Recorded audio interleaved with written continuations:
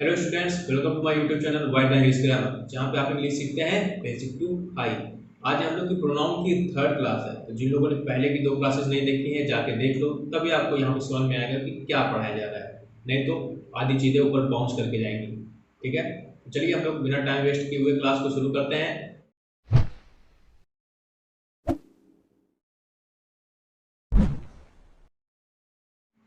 कल की क्लास हम लोगों ने खत्म कहाँ पे की थी? सब्जेक्टिव केस और ऑब्जेक्टिव केस और पजेसिव केस के बारे में पढ़ रहे थे हम लोग। ठीक है, तो वहाँ पे क्या कंक्लूजन आए थे वो कल की क्लास में क्लियर हो गए हैं। अभी मैं थोड़ा सा लास्ट का लेके चलता हूँ कि कल हम लोगों ने कुछ ऐसे एग्जांपल देखे थे कि he likes me more than हर और he likes me more than सी। तो हम लोगों ने देखा था कि यहाँ हर लगा हुआ, तो हमको समझ में आ गया कि ये ऑब्जेक्टिव केस है, तो हमको ऑब्जेक्ट के साथ कंपेरिजन करना है। और यहाँ पे सब्जेक्ट लगा हुआ है तो सब्जेक्ट के साथ कंपेरिजन करना है। लेकिन देखो एग्जांपल में लिखा हुआ मैंने, he likes me more than you. अब यहाँ पे यू लिखा हुआ है। अब बताओ ये सब्जेक्टिव है कि ऑब्जेक्टिव कैसे है? बोलो कि सर ये तो सब्जेक्टिव भी हो सकता है और ऑब्जेक्टिव भी हो सकता है, क्योंकि सब्जेक्टिव भी यू होता है और ऑब्जेक्टिव भी यू होता है। तो आपको कंपैरिजन किससे कराना है? आप मी से कंपैरिजन कराओगे कि ही से कराओगे? कंफ्यूजन आ गया। सेम चीज यहाँ देख लो, सी लाइक्स मी मोर देन रिया। अब देखो यहाँ नाउन है, रिया क्या है? नाउन है। अब आप बताओ ये सब्जेक्टिव केस है या ऑब्जेक्टिव केस है? ऐसे नहीं बता सकते हो, क्योंकि देखो ना, अगर ये सोच रहे हो कि यहाँ से लास्ट में लिखा हुआ है तो ये ऑब्जेक्टिव केस है, ये भी तो लास्ट में लिखा है, ये तो ऑब्जेक्टिव केस नहीं है। ये तो कल ही क्लियर कर चुके हैं हम लोग ना कि सब्जेक्ट का कंपैरिजन सब्जेक्ट के साथ, ऑब्जेक्ट का कंपैरिजन ऑब्जेक्ट के साथ था ना। तो यहाँ पे तो कंफ्यूजन आएगा, यहाँ पे यू लिखा होगा या नाउन लिखा होगा, तो इसका क्या समाधान है? तो लैंग्वेज का क्या मकसद होता है? हर चीज को क्लियर करना, कहीं पे कंफ्यूजन ना हो कुछ भी। तो कंफ्यूजन ना हो उसके लिए उन्होंने क्या रखा, और सबके साथ यहाँ पे हम लोग सी डज भी लिख सकते हैं ना, या तो आप केवल सी लिखो या सी डज, सब्जेक्टिव केस। ठीक, लिखते क्यों नहीं है? क्योंकि ये हमको सी देख के पता चल रहा है कि सी, हमको पता है कि ये सब्जेक्टिव केस होता है, और हर हमको पता है कि ये ऑब्जेक्टिव केस होता है। लेकिन ये तो ऐसा समझ में नहीं आ रहा है यू से, तो इसके लिए आपको यहाँ पे यू डू लगाना कंपलसरी है। अगर आप सब्जेक्टिव केस कर रहे हो तो, मतलब अगर आप कंपैरिजन ही से कर रहे हो, मतलब यहाँ सब्जेक्ट से कर रहे हो, तो यहाँ यू डू लिखना आपको कंपलसरी है। और डू क्यों लिखा हमने? देखो प्रेजेंट इंडेफिनिट टेंस सबको पता होगा कि ही लाइक्स लिखा हुआ तो प्रेजेंट इंडेफिनिट टेंस है, तो यू के साथ डू लगेगा या डस लगेगा? जाहिर सी बात है, प्लूरल है यू तो डू लगेगा, उसके साथ डू लगा दिए। लेकिन जब ऑब्जेक्टिव केस है तो कुछ नहीं लगेगा। तो इससे बात क्या निकल के आई कि जब भी यू अकेले लिखा रहेगा, ध्यान से सुनना, जब भी यू अकेले लिखा रहेगा मतलब उसके बाद वर्ब नहीं लिखी हुई है, तो उसको हम लोग मान के चलेंगे कि वो ऑब्जेक्टिव केस ही है। ठीक, तो मतलब इसका कंपैरिजन इस मी के साथ किया गया है, ही के साथ नहीं। समझ में आया? क्योंकि आपको एक्सप्लेन करना पड़ेगा। आपको अगर इसको सब्जेक्ट की तरह दिखाना है तो आपके साथ इसकी वर्ब लगानी जरूरी है, क्योंकि सब्जेक्ट का एक कॉन्सेप्ट है ना, सब्जेक्ट होगा तो उसकी वर्ब होगी, वर्ब होगा तो उसका सब्जेक्ट होगा। तो बस अगर आप इसको सब्जेक्ट दिखा रहे हो तो यहाँ पे वर्ब दिखानी जरूरी है, क्योंकि ये कंफ्यूजन करता है। सी के साथ जरूरी नहीं है, क्योंकि सी तो खुद ही दिखा रहा है कि मैं सब्जेक्टिव केस हूँ, उसमें तो कोई कंफ्यूजन आ ही नहीं रहा है। ठीक है, यही सेम केस आप नाउन के साथ भी कर सकते हो। सी लाइक्स मी मोर देन रिया डस। अब डस को लगाया सर, सी के साथ लाइक्स लगा हुआ है सिमिलर, तो रिया क्या है? प्रॉपर नाउन, प्रॉपर नाउन के साथ सिमिलर ही लगता है, तो डू लगाए या डस लगाए? बोले सर डस लगेगा। तो क्या मतलब निकल के आया?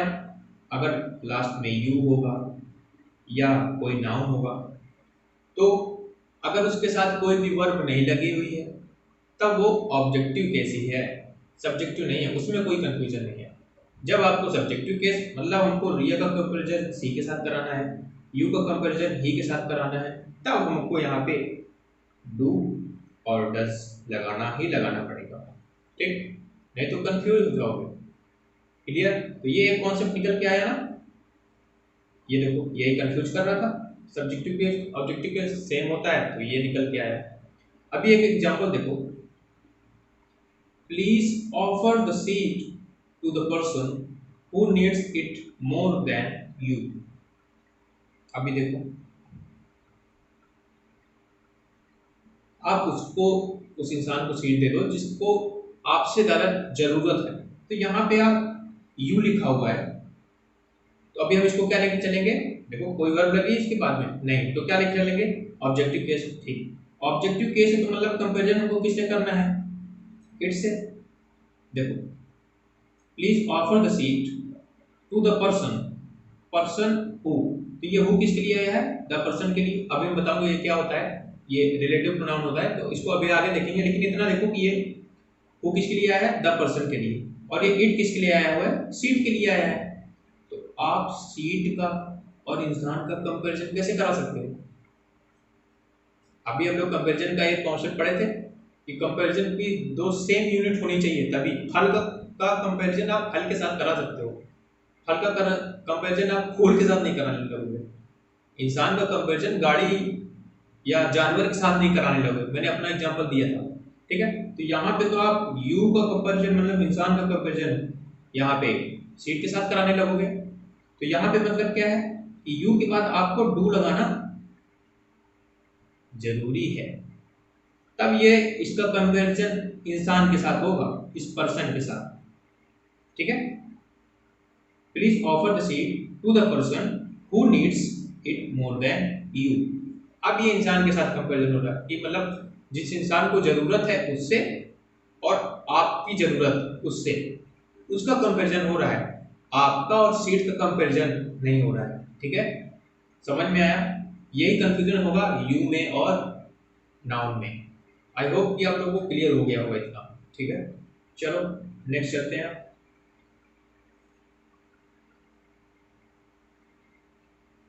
और एग्जांपल ले लो, बहुत मस्त सा एग्जांपल लिखा हुआ मैंने। She likes ice cream more than him. Him लिखा है, आपको क्लियर है कि यहाँ हिम लिखा है तो ऑब्जेक्ट के साथ कंपैरिजन होगा। तो ऑब्जेक्ट क्या है? आइसक्रीम। अब देखो, आइसक्रीम का और इंसान का कंपैरिजन है। मैं तुमसे बोलूं कि तुमसे अच्छी तो आइसक्रीम है, वाह क्या कंपैरिजन है। मतलब वो खाने की चीज और इंसान का कोई कंपैरिजन सेम कर दिए, गलत हुआ ना।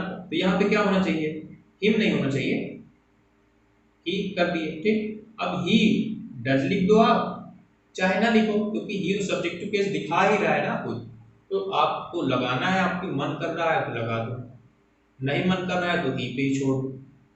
ठीक है, और देखो, she likes ice cream more than you, same चीज यहाँ पे तो हिम देख के आपको समझ में आ गया, लेकिन यहाँ यू देख के कैसे बताओगे?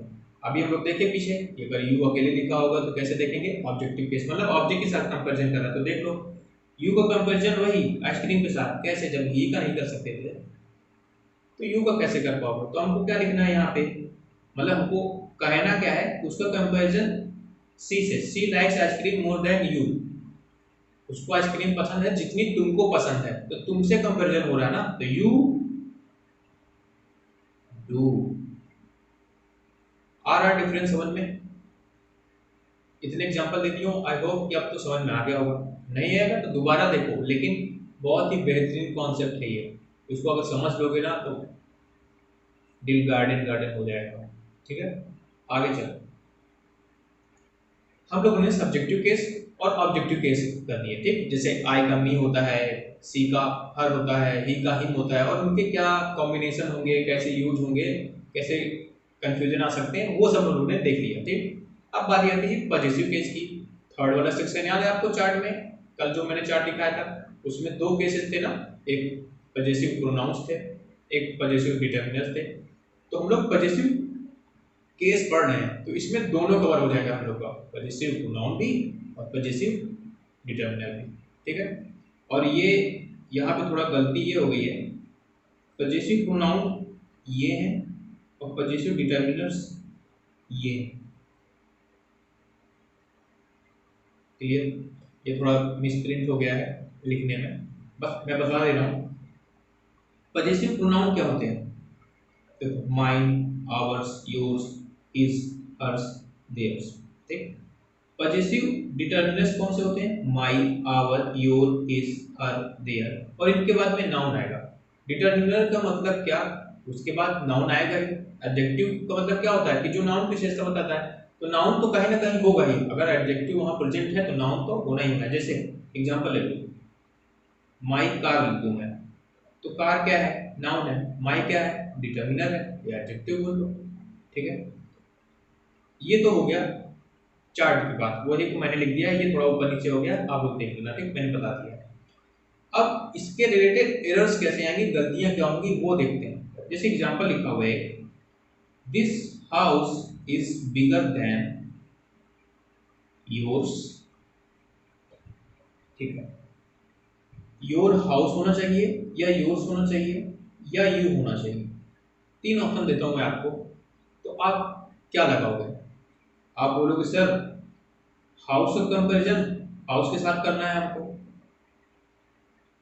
तो केवल यू तो लिख नहीं सकते हैं, यू तो इंसान को रिप्रेजेंट करेगा। ठीक है, नहीं लिखते हैं।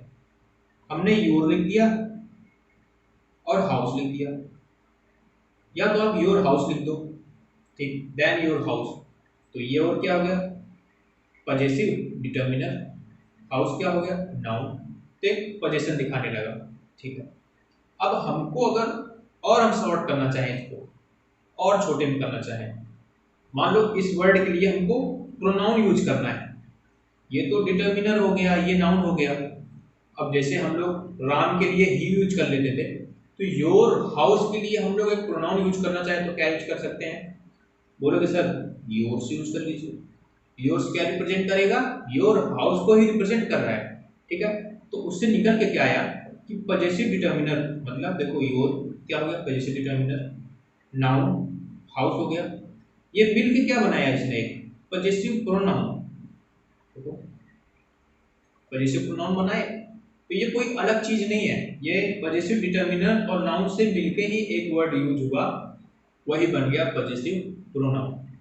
ठीक है, अभी इसका यूज क्या आएगा आगे देखते हैं एग्जांपल में, क्योंकि ये कॉन्सेप्ट समझ में आ गया ना। पजेसिव डिटर्मिनर प्लस नाउन मिला के ही एक पजेसिव प्रोनाउन बनता है, मतलब नाउन की मौजूदगी होनी चाहिए, वहां कहीं ना कहीं उसका जिक्र होना चाहिए, तभी आप पोजीशन निकाल सकते हो किसी चीज पे। पोजीशन किस पे दिखाओगे? कोई चीज होनी चाहिए ना, तभी तो पोजीशन दिखाओगे, क्योंकि पोजीशन मतलब उसका कोई अस्तित्व नहीं। अब एग्जांपल में देखो समझ में आएगा। चलो आगे वाली स्लाइड में चलते हैं। जैसे मैं लिख दूं योर्स इज न्यू, तो ये सही है गलत है? बोलो सर गलत है, यहाँ पे कुछ पता ही नहीं चल रहा है। योर्स मतलब क्या, आगे पीछे कुछ जिक्र ही नहीं है किस चीज का है, तो नाउन तो मिसिंग है। अभी हम लोग क्या देखें कि क्या रिप्रेजेंट करता है पजेसिव प्रोनाउन को? पजेसिव डिटर्मिनर और noun, most important is noun. Noun यहाँ पे मिसिंग है, आगे पीछे कहीं भी नहीं लिखा हुआ है, केवल इतना लिखा है, तो मतलब ये क्या है? गलत है। अभी आगे देखो, you should save your time and mind too. अभी देखो, अभी ये माइंड क्या दिखा रहा होगा? ये क्या है? Possessive pronoun. ये दिखा क्या रहा है? माई टाइम को। क्यों दिखा रहा है? क्योंकि पहले देखो जिक्र हुआ है ना योर टाइम का, तो ये माइंड क्या दिखा रहा होगा? कि मेरे टाइम को भी। तो अब ये सही है यहाँ पे, मतलब नाउन का जिक्र होना जरूरी है, तभी आप पोजीशन दिखा सकते हो, ऐसे नहीं लिख सकते हो आप योर्स इज न्यू, नहीं, आगे पीछे कहीं ना कहीं नाउन का जिक्र होना चाहिए, या उसी सेंटेंस में ही कहीं जिक्र होना चाहिए। ठीक, यहाँ पे देखो टाइम लिखा हुआ है, तो यहाँ पे जाहिर सी बात है मेरे टाइम की बात हो रही है, तो माई टाइम को रिप्रेजेंट कर रहा है। तो देखो पजेसिव डिटर्मिनर नाउन मिला के क्या रिप्रेजेंट कर रहा है? Possessive pronoun. समझ में आ रहा कॉन्सेप्ट? और आगे देखो और समझ में आएगा। अभी देखो यही सेंटेंस में नाउन नहीं था, यही में मैंने कर दिया नाउन प्रेजेंट है। मान लो yours is a new car, आ गया नाउन, तो ये योर्स क्या रिप्रेजेंट कर रहा है? योर कार को रिप्रेजेंट कर रहा है। ठीक, लिखा नहीं गया है, क्यों? उसके लिए प्रोनाउन यूज किया है, प्रोनाउन वर्ड है ये। अगर इसको तोड़ोगे तो क्या निकलेगा? Your car. ठीक है, देखो क्लियर हुआ कि मतलब नाउन की मौजूदगी होनी जरूरी है, तभी आप पोजीशन दिखा सकते हो, नहीं तो किस चीज पे पोजीशन दिखाओगे? अगर कोई चीज नहीं है, कोई चीज क्या होती है? नाउन होती है, अगर पोजीशन उसी पे तो दिखाओगे आप ना, वो चीज़ ही नहीं है तो पोजीशन किस चीज़ का काम का। ये मेरा लो, ये तो मैं जोड़ रहा हूँ, एक शायद एग्जाम्पल नहीं सेट हो रहा है, लेकिन देखो ना, खुद ही देख के देखो कि जब नाउन नहीं है तो किस चीज़ पे पोजीशन आप किसी न किसी चीज़ पे तो दिखाते हो, वो चीज़ ही नहीं है तो पोजीशन क्या है।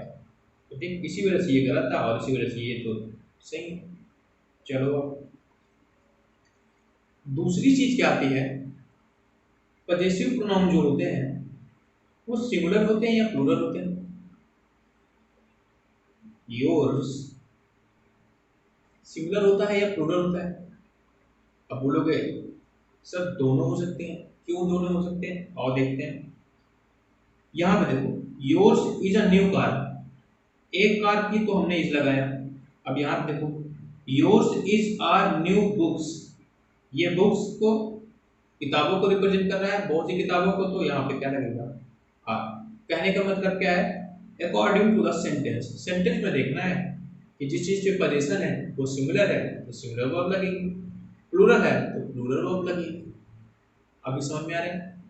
जो बच्चे सब्जेक्ट वर्ब एग्रीमेंट करते रहते हैं, सर ये पढ़ाइए क्या पढ़ा रहे हैं, क्लियर हुआ यहाँ पे कॉन्सेप्ट है, सब्जेक्ट वर्ब एग्रीमेंट का एक कॉन्सेप्ट आया है यहाँ पे, और भी कई जगहों पे आ चुका है, मैं बता चुका हूँ। तो पढ़ने पे ध्यान दो, ज़्यादा आगे आगे मत करो। सब कुछ समझ करूँगा ये मेरा प्रॉमिस है। मैं कोई फीस नहीं चार्ज करता हूँ इसी वजह से कि मेरे ऊपर कोई प्रेशर ना रहे, ना आपके ऊपर। पढ़ाऊँगा, पूरे मन लगा के पढ़ूँगा, पढ़ाऊँगा भी और आपको मन लगा के पढ़ना भी, तभी आपको चीज़ें अगर अच्छे से सीखनी है तो, नहीं तो फिर टाइम वेस्ट करते रहो। यूट्यूब पे बहुत सी वीडियोज़ हैं, आधा अधूरा बता के पढ़ते रहो। ठीक है, मेरा कॉन्सेप्ट ये है कि आप अपनी लाइफ का 7 से 8 महीने मुझे दो, इंग्लिश के मास्टर बन जाओगे। आपको कम से कम 80 to 90% इंग्लिश इतना जज्बा अंदर रहेगा कि किसी भी कॉन्फिडेंस से किसी से भी बता सकते हो कि I can teach you English, इतनी इंग्लिश आने लगेगी आपको। ठीक है, तो बस लगातार जितनी वीडियोस डल रही हैं देखते जाओ, पढ़ते जाओ, नोट्स बनाते जाओ। नोट्स बनाने का भी एक सीक्वेंस समझ लो, पहले जब मैं पढ़ाता रहता हूँ तो थोड़े बहुत नोट्स बनाओ, उसमें कुछ इंपॉर्टेंट वर्ड्स लगे तो, बाद में आपको पूरे नोट्स बनाना है। इसी वजह से मेरी हैंड राइटिंग नहीं सही है, इसी वजह से मैंने सब कुछ लिख रखा हुआ है ऑलरेडी। तो आप लोग वीडियोस फास्ट करके बना सकते हो नोट्स अपने, दोबारा देख के पहले एक बार समझ लो फिर बना लेना। ठीक है, चलो आगे नेक्स्ट चलते हैं।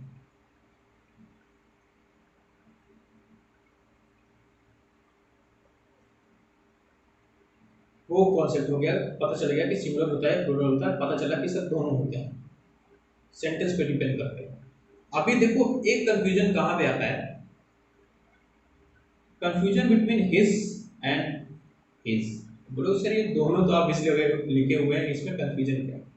देखो ये वाला हिज क्या था, चार्ट याद है आपको, हिज पजेसिव डिटर्मिनर में भी लिखा हुआ था और हिज पजेसिव प्रोनाउन में भी लिखा हुआ था, जिसका मैं बता रहा था कि हिजेस नहीं हो सकता है क्योंकि हिजिंग साउंड प्रोवाइड करने के लिए उसको केवल हिज रखा गया। अब जैसे यू में कंफ्यूजन था, दोनों शक्लें सेम थी तो कंफ्यूजन हुआ, वैसे ही हिज में भी कंफ्यूजन होगा जब दोनों चीजें सेम है। तो आप कैसे पता करोगे कि ये डिटर्मिनर है या प्रोनाउन है ना। आ जाओ देखते हैं, जैसे this house is bigger then his, पहले तो ये देख के आपको लगेगा सर तो ये सेंटेंस गलत लिखा हुआ है, हिज लिखा हुआ है, इसके बाद तो कुछ तो आना चाहिए, है ना। देखो मैं कहूंगा ये सेंटेंस सही है, ये हिज यहाँ पे क्या है, पजेसिव प्रोनाउन, मतलब क्या रिप्रेजेंट कर रहा है, हिज हाउस। पहले हाउस का जिक्र हो चुका है, मतलब आगे पजेसिव लगा सकते हैं, तो ये हिज क्या रिप्रेजेंट कर रहा है, हिज हाउस को। क्लियर हो रहा है, मतलब यहाँ पे क्या है, ये पजेसिव प्रोनाउन है ना कि डिटर्मिनर। डिटर्मिनर नहीं है, पजेसिव डिटर्मिनर नहीं है। पजेसिव डिटर्मिनर कहाँ पे होगा वो देख लो, his house is bigger than hers.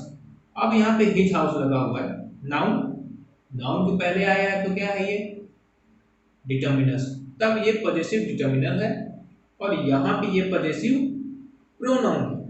तो ये देख के मत सोचना कि this house is bigger then his, sir कुछ गलत लग रहा है, नहीं, this sentence is absolutely right. Okay,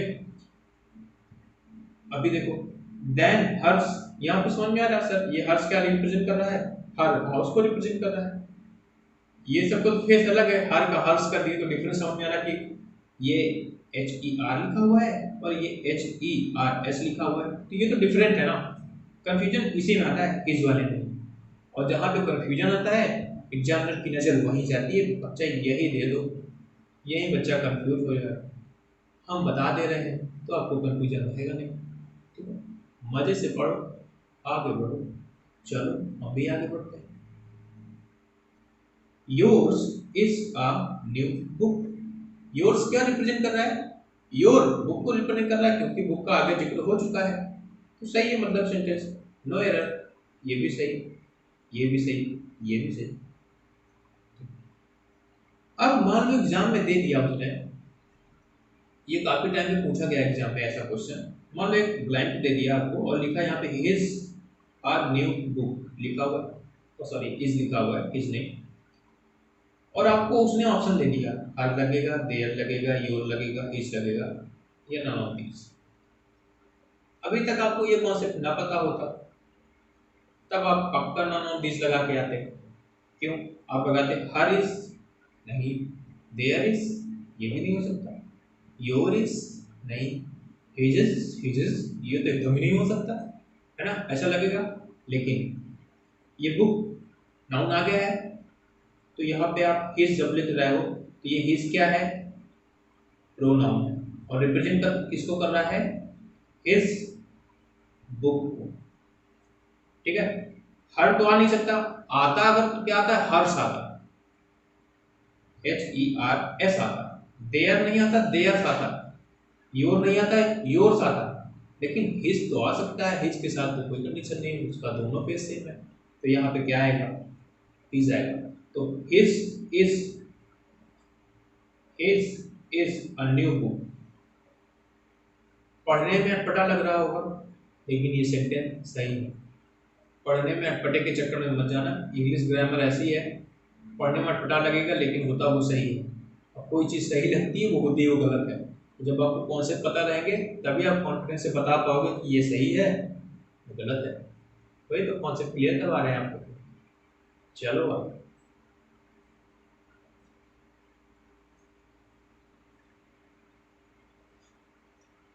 और एग्जाम्पल लो, इतने में ही क्यों है, देखो he has lost your books as well as her yours, comparison है, योर बुक्स, तो यहाँ पे क्या होना चाहिए, हर या हर्स।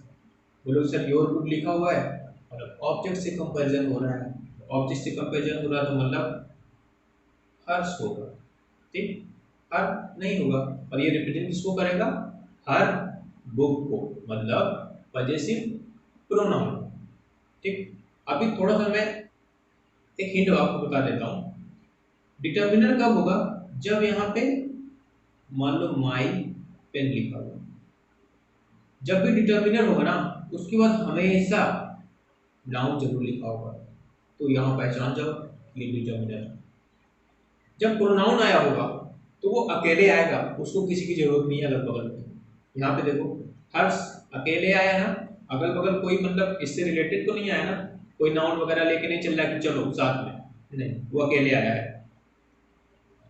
देखो योर बुक्स, योर यहाँ पे क्या है, डिटर्मिनर है, ठीक है, पजेसिव डिटर्मिनर। देखो बुक्स नाउन लेके आया है, डिफरेंस समझ में आया कि अगर नाउन लिखा हुआ है उसके पहले पजेसिव वर्ड लिखा हुआ है तो पक्की बात है कि वो पजेसिव डिटर्मिनर होगा, और अकेले है अगर तो पजेसिव प्रोनाउन होगा, क्योंकि वो जो प्रोनाउन है उसको जब चीर फाड़ अगर आप करो तो उसके अंदर से एक पजेशन वर्ड निकलेगा, मतलब एक पजेसिव डिटर्मिनर निकलेगा और एक नाउन निकलेगा। कैसे निकलेगा ये मैं बता चुका हूँ, जैसे योर्स है तो योर्स के अंदर से क्या निकल रहा है, योर बुक, आया सारा समझ में। चलो अभी एक बहुत ही अच्छा सा कॉन्सेप्ट आता है ऑफ का, और ऑफ का क्यों आता है, ऑफ का यूज हम लोग नाउन में पढ़े थे, पोजीशन के दिखाने के लिए अपोस्ट्रोफी एस और ऑफ वाला यूज। जो लोग नहीं देखे हो जाके देखो यार, तुम देखो, एक तो मैं बात करता हूँ तो देखो, अरे ये कहाँ की बात कर रहे हैं। क्लास जाके देखो, पहले नाउन की क्लास से देखो। नाउन की क्लास में केवल नाउन नहीं है, बेसिक भी है, बहुत चीज़ें मैंने बताई है, ठीक। 9 क्लास पूरी वीडियो है उसकी, नाउन की 9 क्लासेज है, तो उसमें केवल नाउन बस ही नहीं, बहुत कुछ है, तो वो जाके देखो, तभी यहाँ पे आपको आगे के कॉन्सेप्ट रिलेटेड होंगे जो वो समझ में आएंगे, ठीक है। तो ये ऑफ वाला कॉन्सेप्ट नाउन में भी आया था, तो जो लोग देखे हैं उन लोग को बता रहा हूँ मैं कि एपोस्ट्रॉफी एस और ऑफ वाला देखे थे आप, ऑफ का यूज पोजीशन दिखाने के लिए, leg of, the legs of table, ऐसे बनाते थे। और उसमें एग्जांपल देखते हैं। कंफ्यूजन क्या होगा, अब वहीं पे ये पोजीशन पजेसिव प्रोनाउन को घुसा देगा, तब कंफ्यूजन आएगा। देखो वहां पे भी पजेसिव ही लाता था, देखना कैसे लाता था, रिमाइंड भी हो जाएगा। अ friend of mind, the friend of me, कौन सा सही है, कौन सा गलत, क्या मतलब है।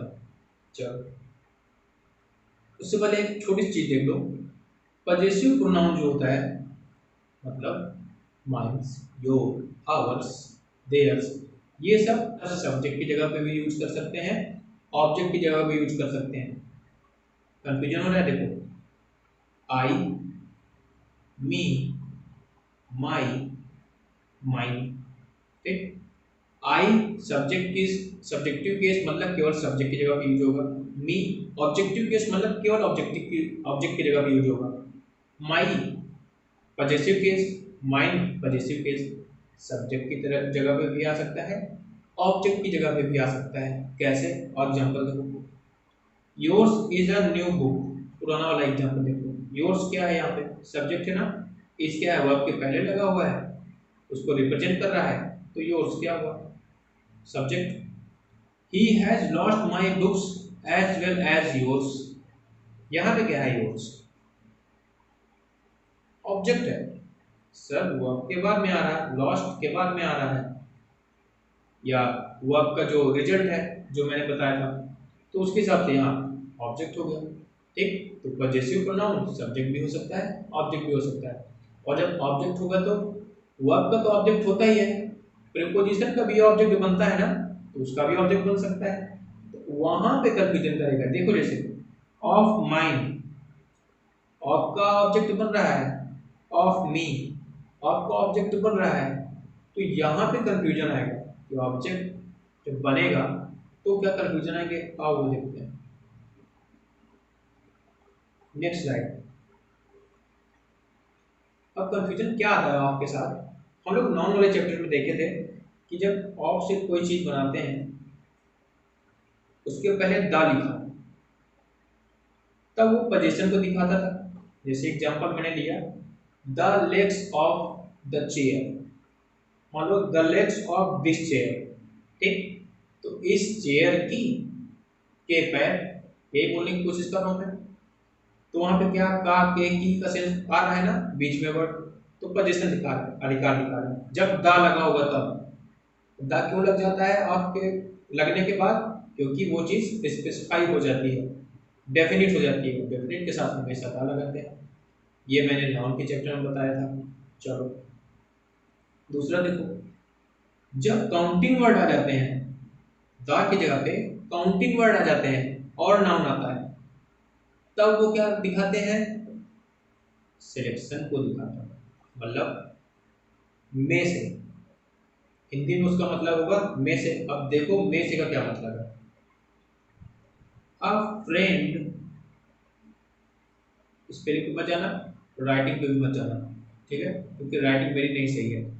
अ फ्रेंड ऑफ माई फ्रेंड्स, ठीक, मेरे दोस्तों में से एक, ये क्या दिखा रहा है, सिलेक्शन दिखा रहा है, बहुत से दोस्त हैं उनमें से एक दोस्त, ठीक। तो हम लोगों ने क्या देखा था कि जब ऑफ लगेगा, यहाँ पे काउंटिंग वर्ड है, तो यहाँ पे हमेशा क्या होगा, प्लूरल होगा, क्योंकि ये मैं एग्जांपल जैसे देता हूँ कि बहुत से पेन में से एक पेन निकालना है, मैं कहूँ मुझे एक पेन में से एक पेन दे दो, बोलो कैसा मजाक कर रहे हो यार, अरे बोलो ना मुझे ये पेन दे दो, एक पेन में से एक पेन क्या दोगे, 100 पेन यहाँ पे हो तब मैं बोलूँ कि उन पेनों में से मुझे एक पेन दे दो, तब निकल के आता है ना। तो सिलेक्शन क्या किस में से होता है, बहुत से में से ही होता है। ठीक, तो वही कहने का मतलब है कि जब ए एन भी तो निकालता है, मैं 100 में से कोई एक चीज निकालूंगा तो ए एन भी तो काउंटिंग ही कर रहा है ना।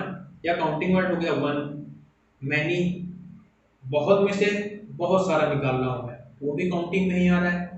अब देखो, जब काउंटिंग में आता है तो उसका मतलब क्या होता है हिंदी में से, उसमें से आता है। जैसे मेरे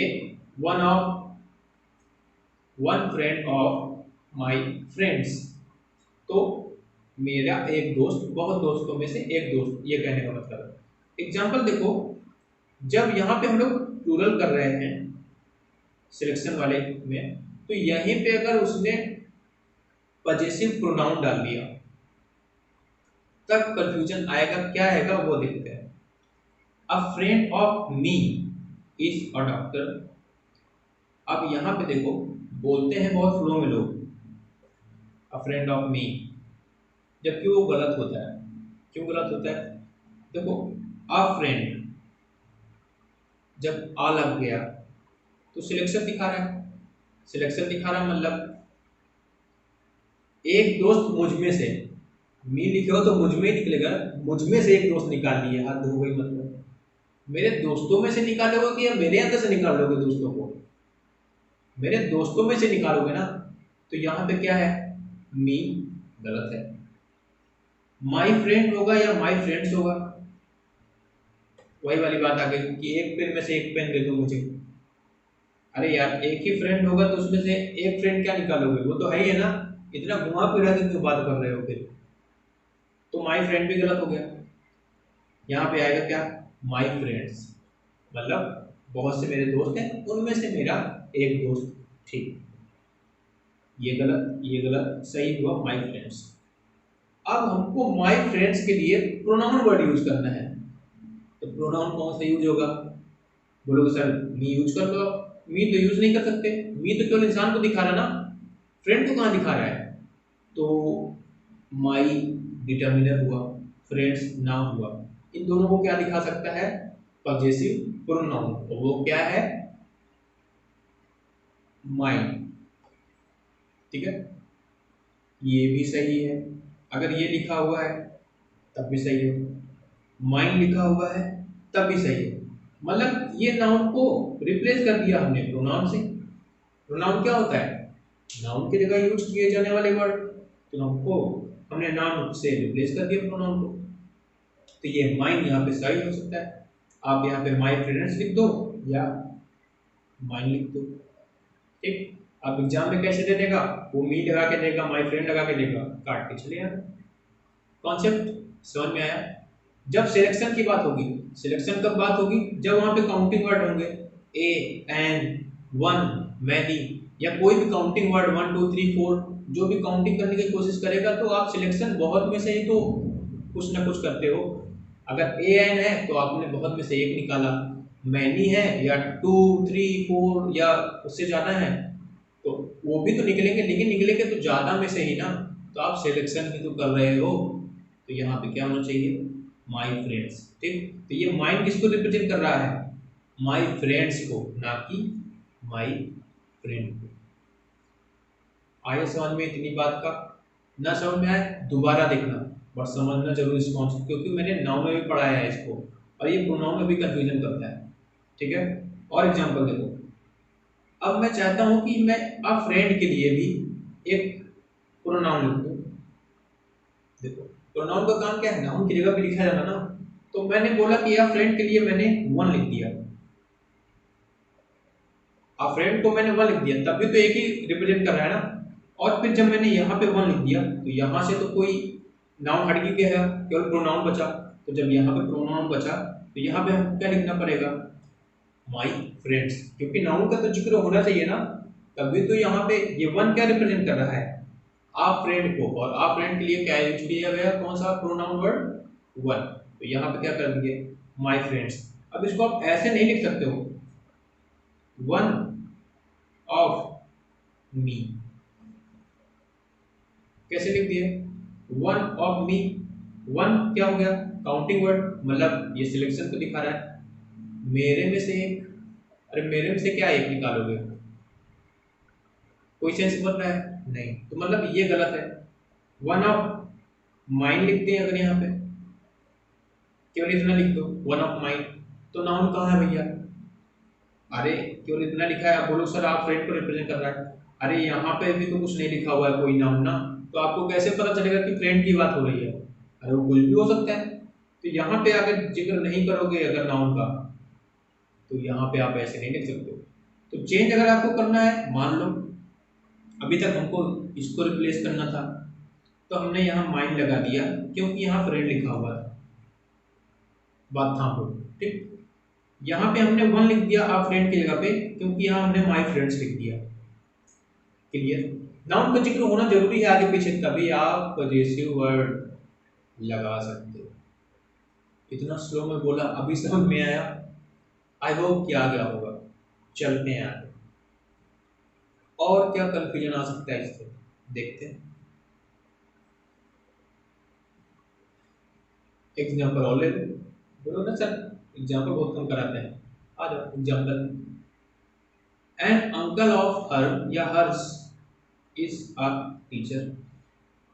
अब देखो यहाँ तक तो बात समझ में आ गई होगी कि सर एन अंकल लिखा है मतलब सिलेक्शन की बात हो रही है। जब सिलेक्शन की बात हो रही है तो यहाँ हर नहीं लगेगा, हर्स लगेगा, ठीक। उसके अंकलों में से एक अंकल की बात कर रहे हो ना, आप ये तो नहीं लिख सकते हो एन अंकल ऑफ हर, बात ही गलत हो गई। उसमें से एक अंकल, ल लड़की के अंदर से अंकल निकाल लिए तुम, गजब कर दिए एकदम, गलत हो गया ना। यहाँ आपको क्या बताना है कि उसके अंकलों में से, मान लो उसके 3-4 अंकल हैं, उसमें से एक अंकल की बात कर रहे हैं। तो जब सिलेक्शन की बात होगी तो सिलेक्शन की बात हो रही है, ये कैसे पता चलता है? वहाँ पे जब काउंटिंग वर्ड होते हैं तब, ठीक। अगर दा लगा हुआ है तब वहाँ पे सिलेक्शन की बात नहीं हो रही है, वो अधिकार दिखा रहा है सिंपल से, ठीक है। अगर काउंटिंग वर्ड है ए एन वन मैनी, या काउंटिंग वर्ड 1 2 3 4 ये सब, तब सिलेक्शन की बात हो रही है। और देखो मैनी फ्रेंड्स ऑफ मी या mine is are ready to help you. देखो थोड़ा और सा कंफ्यूजन है। मैनी फ्रेंड्स, मैंने क्या है, काउंटिंग करने की कोशिश कर रहा है ना। अरे बहुत से निकालोगे तो काउंटिंग भी तो हुई ना, एक से ज्यादा हो गए, बहुत का मतलब क्या, एक से ज्यादा है, काउंटिंग की बात हो रही है। तो यहाँ पे मी होगा या माइन होगा? बोलोगे सर मी नहीं होगा, माइन होगा। और ये माइन किसको रिप्रेजेंट कर रहा है? माई फ्रेंड्स को, मेरे दोस्तों को। जब भी सिलेक्शन होगा तो यहाँ वाला प्रोनाउन हो चाहे नाउन हो, वो रिप्रेजेंट हमेशा प्लूरल को ही करेगा, ठीक है। नाउन वाले चैप्टर में देखे थे तो नाउन रहता था तो रिप्रेजेंट किसको करता था? प्लूरल को। यहाँ पे क्या कर रहा है, रिप्रेजेंट कर रहा है, यहाँ पे भी रिप्रेजेंट कर रहा है प्लूरल को, मतलब माई फ्रेंड्स को रिप्रेजेंट कर रहा है यहाँ पे, ठीक है। क्यों? अरे आप बहुत से भी दोस्त निकालोगे तो वो भी तो, यहाँ पे अगर 1000 लोग हैं मान लो, 1000 में से मान लो तुम 200 लोगों को निकाल रहे हो, तो वो मैनी मैनी पीपल ही हुए ना, लेकिन निकाले तो आप 1000 में से ही ना। ये भी प्लूरल, ये भी प्लूरल, ठीक है, ये प्लूरल ही रहेगा। यहाँ से मान लो मैंने एक आदमी को निकाला तो यहाँ सिंगुलर, तो वही मैं बोल रहा हूँ, यहाँ पे सिंगुलर प्लूरल हो सकता है, लेकिन यहाँ पे हमेशा प्लूरल होगा। किस केस में? जब बात होगी सिलेक्शन, मतलब जब यहाँ पे काउंटिंग वर्ड होंगे तो। बात में समझ में आ रही है? चलो आगे और देखो, ये तो हो गई जब काउंटिंग वर्ड की बात होगी। जब द लिखा होगा तब, तब तो क्या दिखा रहा है, सिंपल सा position, the uncle of me या माइन। अब देखो, अब यहाँ पे माइन लगा के देखो इसका मतलब क्या निकलेगा। The uncle of mine, mine क्या रिप्रेजेंट करेगा? मेरे अंकलों को, तो मेरे अंकलों के अंकल। लो भाई साहब, तुम ये बोलना चाह रहे हो ना कि मेरे अंकल, या ये बोलो ना मेरे अंकलों के अंकल, ये कौन सा बात होती है? राजाओं के महाराजाओं के महाराजा, अरे ये सब भाई हिंदी में अच्छा लगता है, इंग्लिश में ये सब लैंग्वेज नहीं चलती है इस तरह की, ठीक है। तो यहाँ पे क्या लगेगा, जब यहाँ पे आपने दा लगा दिया, पहचान गए कि वहाँ पे का के की वाला सेंस आ रहा, तो यहाँ पे सिंपल सा ऑफ क्या है, प्रीपोजिशन, प्रीपोजिशन के बाद क्या आता है, ऑब्जेक्टिव केस, बन मी लगेगा, माइन नहीं लगेगा। ठीक, the uncle of me is a doctor.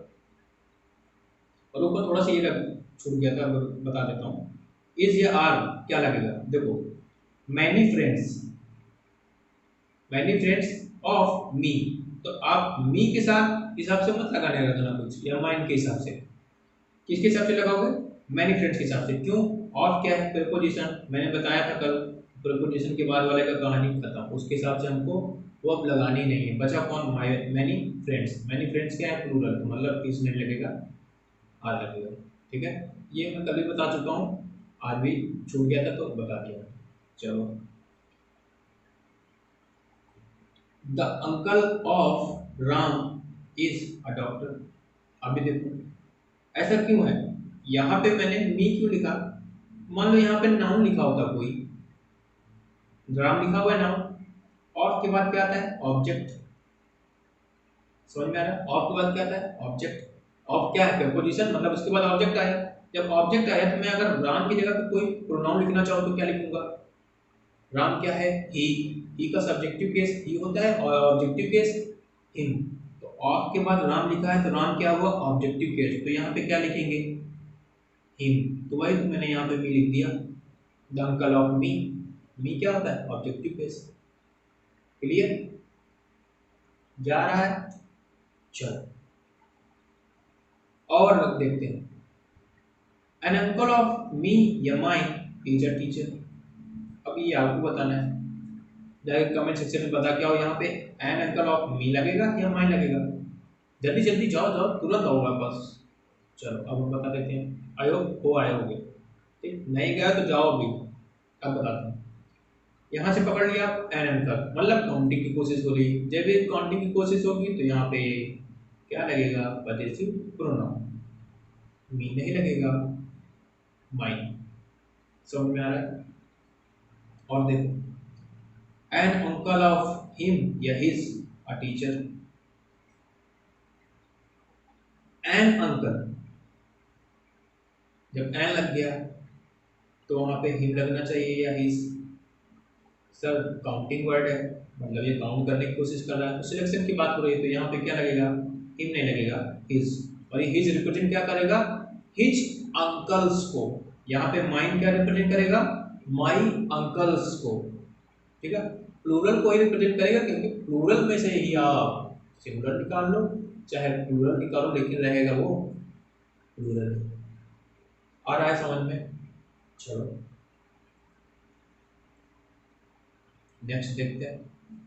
उससे पहले एक चीज बता देता हूँ, ये मी और ये माइन, ये क्या है, पजेसिव प्रोनाउन है, ठीक, और ये मी, हिम, आवर, योर, ये सब क्या है, इनको बोलते हैं ऑब्जेक्टिव प्रोनाउन, क्योंकि ऑब्जेक्ट की जगह पे यूज होते हैं ना, ये ऑब्जेक्टिव केस बोलते हैं, तो उनको ऑब्जेक्टिव प्रोनाउन बोल दो, तो वही कंफ्यूजन दे सकता है कि ऑब्जेक्टिव प्रोनाउन लगाना है या पजेसिव प्रोनाउन लगाना है। ठीक, कंफ्यूजन आई होप क्लियर हो गया होगा, नहीं क्लियर हुआ है तो दोबारा देखो एक बार वीडियो, क्लियर हो जाएगा। ठीक है, चलो आगे।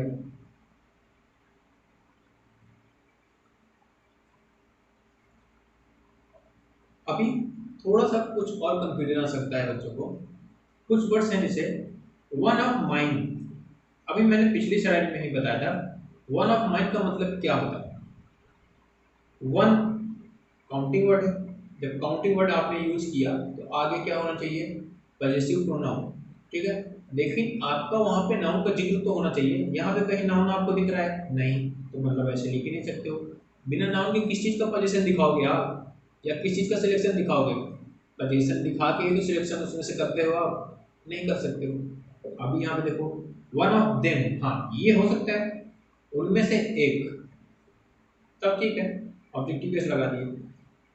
क्या वन ऑफ देयर्स लिख सकते हो आप, नहीं लिख सकते हैं, देयर्स मतलब पॉजिटिव केस कैसे दिखा दोगे, जब नाउन ही नहीं प्रेजेंट है यहाँ पे तो पॉजिटिव केस कैसे दिखा दोगे, नहीं लगेगा, सिंपल सी बात है। तो ये वाला भी गलत, ये भी गलत, ये वाला सही, वन ऑफ देम। ठीक, चलो अब इसी को अगर हम लोग सम अप करने की कोशिश करें तो कैसे कर सकते हैं, और देखो देखो नाउन के चैप्टर में हम लोग पढ़ा था कि नाउन का सब्जेक्टिव केस, नाउन का ऑब्जेक्टिव केस सेम होता है, नाउन का पॉजिटिव केस दो तरीके से होता है। एक नाउन जैसे राम्स, राम्स बैग, राम का बैग, एक ऐसे लिख सकते थे। और एक तरीका था नाउन्स लिख सक देते थे जब हम लोग का पीछे डिस्कशन, मतलब पीछे उसका जिक्र हो चुका होता था तब। जैसे Ram's car is bigger then Rohan's. जब हम रोहन्स लिखते थे तो रोहन्स कार पूरा नहीं लिखते थे, केवल रोहन्स लिखते थे एपोस्ट्रोफी एस के साथ। तो वो रिप्रेजेंट कर रहा है क्या, कि रोहन कार को। तो एक तरीका वो हो गया था, ठीक। तो एक तरीका ये है, एक तरीका ये है।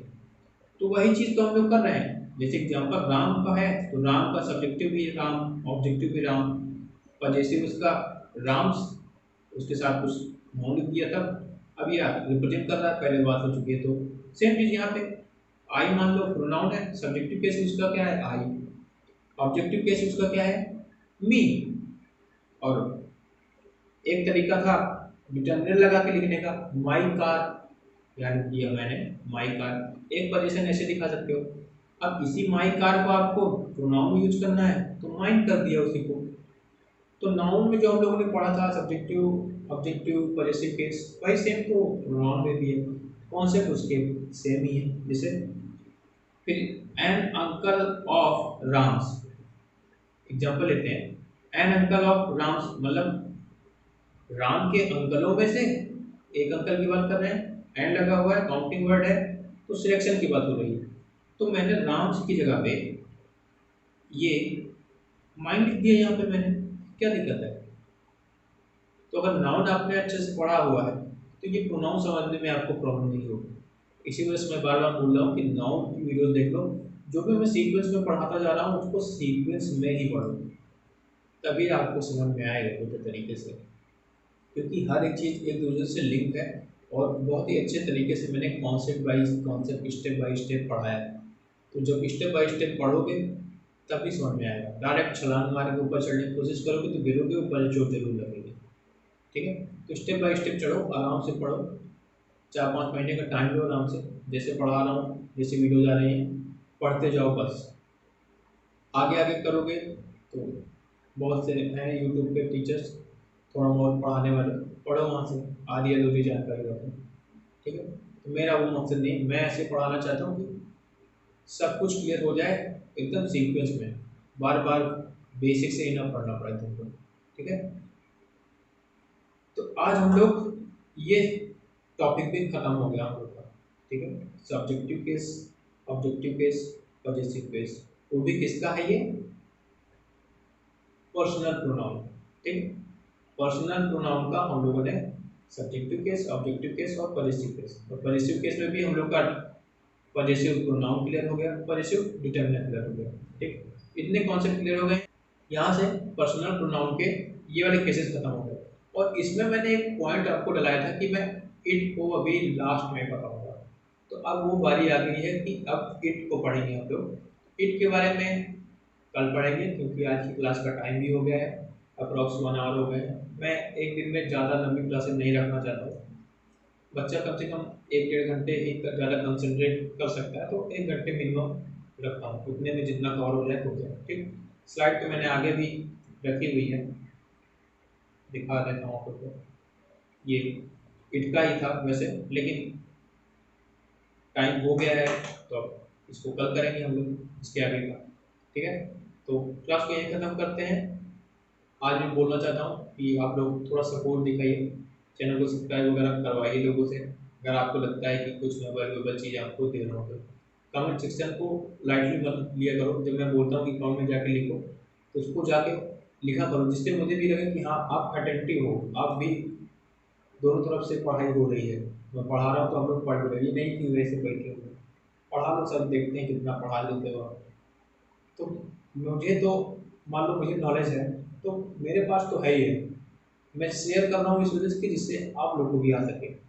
टीचर का ये मकसद नहीं होना चाहिए कभी कि वो ये बताए कि मुझे सब कुछ आता है, तुम लोग को बस इतना थोड़ा थोड़ा आएगा बस। नहीं, मेरा ऐसा सोचना है कि टीचर को ऐसी सोच रखनी चाहिए कि अगर मुझे आ सकता है ये चीज़ें तो आप भी तो वही सेम बॉडी हो, आपकी भी तो उतनी ही सब कुछ दिया हुआ है भगवान ने, आप मुझसे भी बेटर कर सकते हो, तो करो बेटर।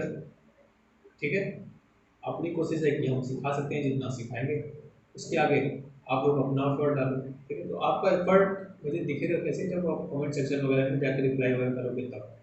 ठीक है, आज की क्लास यही खत्म करते हैं, नेक्स्ट क्लास में मिलते हैं शाम को 7 बजे। तब तक के लिए गुड नाइट, स्वीट ड्रीम, जय हिंद।